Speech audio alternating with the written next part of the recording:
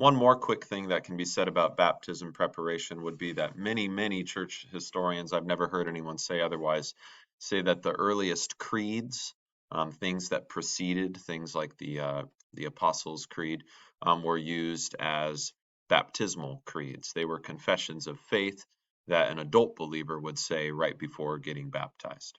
All right, mode or method of baptism was my label for the next series of questions. Does baptism need to be formal or can it be casual? Is there a proper way to be baptized? All right, let's just start with those two, I suppose.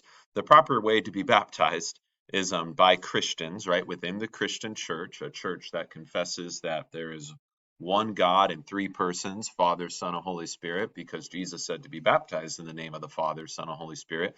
A church that believes the Bible is the Word of God and Jesus is true God and true man and our Savior, right? So that to begin with. And then the Greek word baptizo means wash with water, immerse in water, cleanse with water. So you are to be baptized in what way? With water in the name of the Father, Son, and Holy Spirit.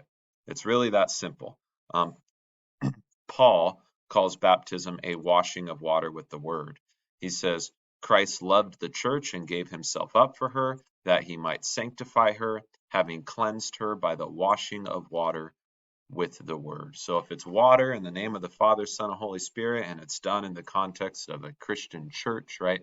That's Christ cleansing his church, Christ cleansing you, a member of his church. Does it need to be formal or casual? I mean, churches have sort of different I don't know the right word for this. Atmospheres, maybe. You know, some churches are very formal in everything they do. Other churches are more casual. But either way, I would say the characterizing word should be reverent, right? This is a gift we're receiving from Christ, so we receive that gift in thankfulness and reverence, and we respond to Christ's gifts with praise. So it can be joyful, right? And that might look casual, but it should all be reverent. What does the word immersing mean that goes along with baptism? Immersion is the idea of being completely immersed in water, submerged under the water, perhaps, fully covered by water. And there are churches that demand that. Where does the whole dunking underwater part start? All right, so some people will really read into, for example, Jesus' baptism, that he must have been fully immersed. I mean, maybe he was, but I don't know that the text demands it. I'm not a Greek expert, but let's look at the baptism of Jesus. It says, when Jesus was baptized, immediately he went up from the water. All right, so again, I'm no Greek expert, but you know, I can take immediately he went up from the water in at least one of two ways. Either he went like under the water and now he went up out of the water, right? So like total immersion. Or, you know, it was a river, the Jordan River that John was baptizing people in. So Jesus goes to John at the Jordan and Jesus walks down into the water. I don't know if that was knee deep, waist deep, whatever. And then Jesus comes up out of the water. In other words, he exits the river, right? So he went up out of the water. I think either way certainly fits the English of the text, but I would not fuss about this. Now, there are people who fuss that it was completely underwater, and I think baptizing people completely underwater is perfectly fine.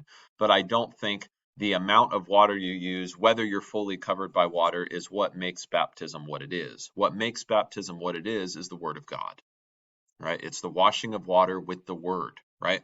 So when it's water in the name of the Father, Son, and Holy Spirit applied to you by the Christian church, believing all that Christ commanded and promised about this water with his word, that's a baptism, right? It's the word that makes it a baptism, not the quantity of water or how the water was applied. So is there a difference between the water used during baptism? Does it affect the meaning? All right, so theologically, no, but there might be practical reasons to set aside water that we use for baptizing. We set aside water that we use for cooking, water that we use for plumbing, right? Water that we use for watering landscapes, lawns, and so on, and trees, water that we use for drinking, right? We set aside water for different purposes. It might be wise to set aside water that we use for baptism, thus a baptismal font in many churches, right? And it would probably be unwise to apply the water again in some sort of way that causes a distraction. Maybe the distraction is irreverence, right? I don't think we should be baptizing people with squirt guns, not because the baptism would somehow not be a baptism, but because it distracts us from the fact that this is Christ's gift. Instead of receiving Christ's gift, all you see is the Super Soaker 1000, and you're like, what is this doing in church during a baptism? That'd be very distracting. Or, I don't think we should be baptizing people with, dirty water, swamp water. That's a distraction too. The stuff smells. The person probably doesn't want that on them. So, no, it wouldn't make it less of a baptism, but I do think there are practical reasons to set aside water for the purposes of baptizing. All right, godparents. This is a tradition that many churches have, not all churches do. Does Lutheran baptism require godparents, or in general, is baptism and godparents connected? It is connected. Let's go back to that passage where Jesus commands baptism. Go therefore and make disciples of all nations, baptizing them in the name of the Father and of the Son and of the Holy Spirit, teaching them to observe all that I've commanded you, right? So you make disciples by baptizing them in the name of the triune God and teaching them to observe all Christ has commanded. That teaching component is to be done by the parents. It's to be done by the church. Maybe the church and the parents have help in the form of godparents, these trusted adults in the life of that family who love that child and will also raise that child in the Christian faith and their interactions and their mentoring of the person, right? So godparents is a very old tradition. I don't know how old, that fits this idea of we don't only baptize them into the Christian faith, we also teach them the Christian faith as they age. All right, baptism in denominations. Does every denomination require baptism? For example, do Methodists and Anglicans emphasize baptism? I don't know of any Christian denomination that just completely rejects baptism. That to me is unheard of. Again, I'm not a walking encyclopedia on such things, but I do think different denominations' theology of baptism will emphasize or de-emphasize the importance of it, the significance of it, the necessity of it. I can absolutely imagine Christian denominational teaching saying baptism is unnecessary, whereas you've already heard me say it's necessary. So yeah, Methodists baptize, Anglicans baptize, every denomination baptizes. Now, what the baptism's for, what it does, what it means, they might disagree on those things. They do disagree on those things. Repeating baptism, can you get baptized multiple times? I got baptized as a Catholic. Should I get baptized again as a Christian? Let's take that first question. Can you get baptized multiple times? There's no reason to. Jesus didn't have to die for you multiple times. Once, and it's done. And baptism delivers to you Jesus and what he accomplished for you on the cross.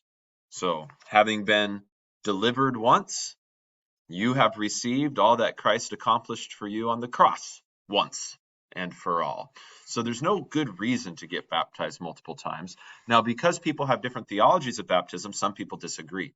If you take baptism out of the category of means of grace, which is what I've presented it as this whole time, baptism is God's grace for you. It is God's work, God's action, applying the gospel to you with water and the word.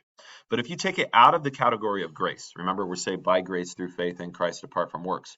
If you take baptism out of the category of grace and put it into the category of faith, something the believer does as a response of faith, then that might fit getting baptized multiple times. Maybe you believed in Jesus, you got baptized, you fell away from the faith, you came back from the faith, and you want to recommit your life to Jesus, so you get baptized again. That is the actual teaching in some denominations. But because I don't categorize baptism under faith, I categorize it under grace, something God is graciously doing for you. No, I don't believe there's a reason to get baptized multiple times. The first time delivered all of Christ's promises. Even if you stop believing those promises, Christ made them to you. They only benefit you through faith, belief, but Christ made them to you and he doesn't unmake them to you. You can't get unbaptized. All right, I got baptized as a Catholic. Should I get baptized as a Christian? Catholics are Christians. They confess the Trinity. They confess that Jesus is true God and man. They confess that baptism is for you for the forgiveness of your sins. They do have a different belief on which sins baptism forgives, and they do have a different belief on how we are saved. Instead of we're saved by grace through faith in Christ apart from works, they would say we're saved by grace through faith in Christ, works included, and they would cite James 2. So no, if you are baptized as a Catholic in your earlier life, you're no longer Catholic, now you consider yourself some other denomination of Christian, and you wonder if you need to get rebaptized, the answer is no, you don't need to get rebaptized. Because you weren't baptized in the name of the priest or the church who baptized you. You were baptized in the name of the Father and of the Son of the Holy Spirit. An exception might be if you didn't say, I got baptized as Catholic. Let's say you got baptized, you would say, in the Jehovah's Witness Church or in the Mormon Church. They don't confess the Trinity. So you would have been baptized into a different name. Even if they use the words Father, Son, and Holy Spirit, they confess a different God. It's a different religion. So I wouldn't say you need to get rebaptized. I would say you need Christian baptism for the first time. All right, baptism and age. Is it bad for infants to be baptized? And what are the implications of it? Is the baptism of a baby biblical? And does it do anything? Does it matter what age you get baptized? I know that it doesn't, because Jesus will always accept us if we believe in him, but this is a question I had earlier. Is there a minimum age that people must or should be to be baptized? When is the right time to be baptized? All right, let's actually start in reverse order here. When's the right time to be baptized? Well, as an adult or older than a baby, I would say the right time to be baptized is at the moment, at the moment of faith. Let's tell you about baptism and let's get you baptized. I don't see a reason to delay. And there, I would just point to Acts chapter, I believe it's chapter 8, the story of Philip and the Ethiopian, right? So the Ethiopian opens scripture, but he doesn't understand it. Philip explains it to him, right? Then Philip began with that very passage of scripture and told him the good news about Jesus. As they traveled along the road, they came to some water, and the eunuch said, Look, here is water. What can stand in the way of my being baptized? Then he gave orders to stop the chariot. Then both Philip and the eunuch went down into the water, and Philip baptized him. So I would say, if you heard the gospel and you believe in it, let's tell you about baptism and get you baptized. There's no great reason to delay. Now, if you are not old enough to understand language, old enough to confess faith, does that mean baptism is not for you? No, it does not. Remember, we read in that Acts 2 passage where Peter says, For the promise is for you and for your children.